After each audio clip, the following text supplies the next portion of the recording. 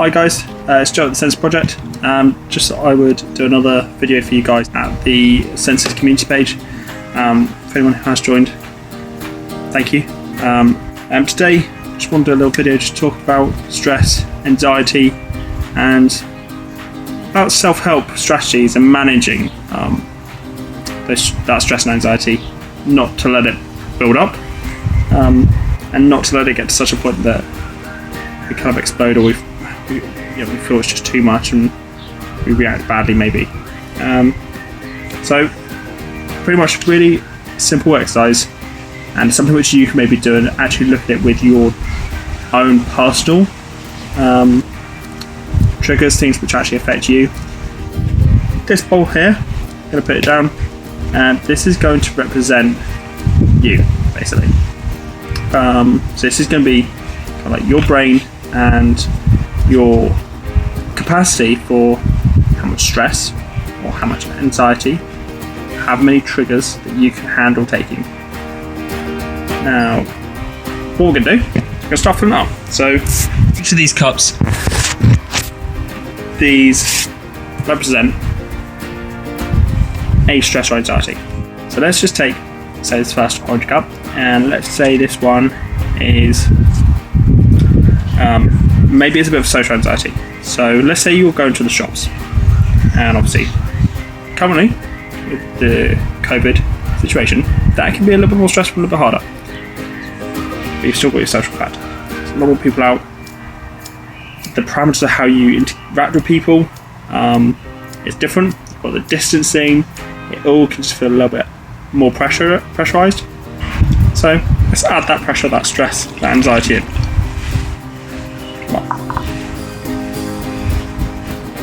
Then let's add in another factor. So, for example, I went to the shops this morning and I found actually that the amount of people that are around, and with all the extra rules and the fact you're trying to keep more distance, the closer people get to you, even though they sometimes actually aren't really that close to you at all, it can feel really close and almost claustrophobic. So basically, you almost feel trapped in that space. And a shop can almost become like a bit of a maze at that point. And you can't really see the exit, you can't really see a way out. And you start to think, oh my god, get me out of here, I can't cope. It goes in. We're then going to take, say, the actual shopping list. Now you've got to read at this point. You've got to read, you've got to take on information, you've got to understand it. And you've then got to go and find that thing. That's actually, potentially, a really big task. And really quite difficult when you're already stressed, because people, lots of them, you're feeling a bit claustrophobic and trapped, and then you're trying to do a task. Let's say this one is someone says something, or someone does get too close or something, and then you're thinking about COVID, and you're thinking, what's going to happen? Am I in danger now? Goes in.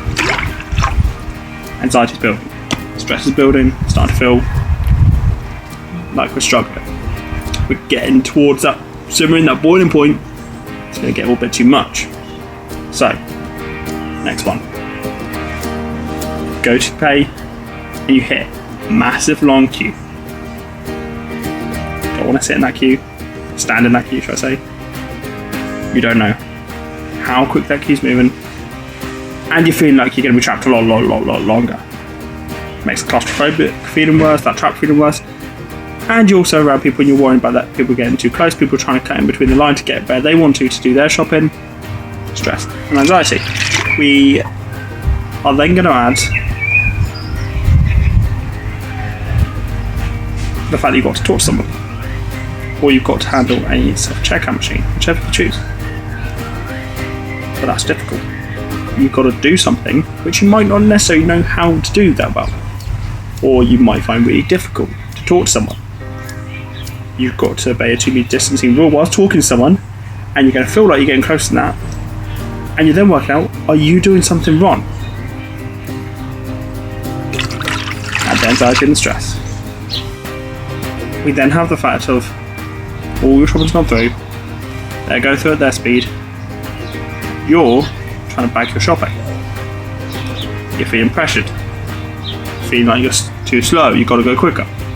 You're worrying about the fact that you're trying to bag it up correctly so that you don't crush different items, or you don't mix, say, cleaners and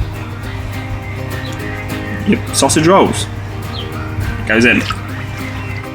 You then got to pay. They tell you the amount. You've got to count that money out, give them the right amount of money, and also know the amount of change you've got to get. Or you've got to use your card and you've got to put in a PIN number, which you might, in all the stress pin, start to forget. You might not have your card. You might have a phone. And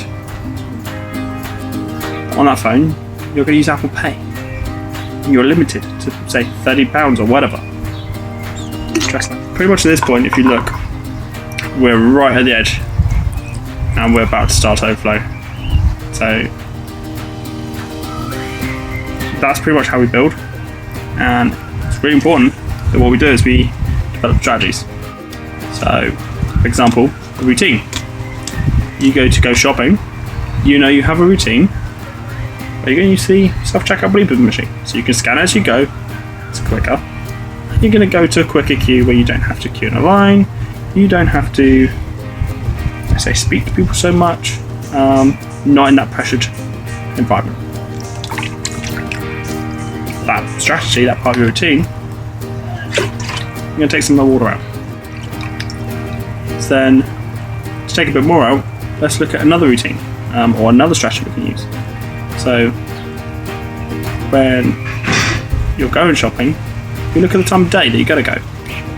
If the heat and being bright and whatever is good for you, then great.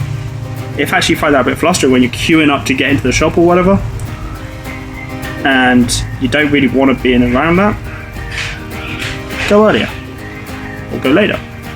That's quieter. Take away some of that. Have strategies which can help you reduce your own state of anxiety before you even got. So, for example, if you know doing a routine before you go, like preparing yourself, talking to yourself, get your bags, go through your list. Maybe do a colour code itemized list, whatever works for you. Maybe it's just a case where you need to have a cup of tea and chill out a little bit before you go. Maybe you listen to a particular song, which helps make you feel relaxed and in a good place. Start something. Take a bit more out. As you start to get maybe stressed in the shop, maybe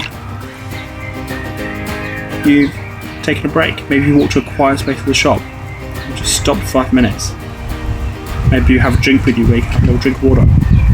Or you've got some headphones and you can put some music on so that you can zone out a little bit into your own world and not worry so much about what everyone else is doing.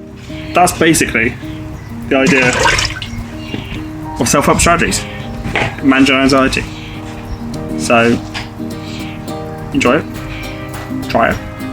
Play around with it. Get some cups and a marker, sellotape and pen or whatever. Or just get the cups and say what they are. And bowl. Do it for yourself. Role play it. Play around with it.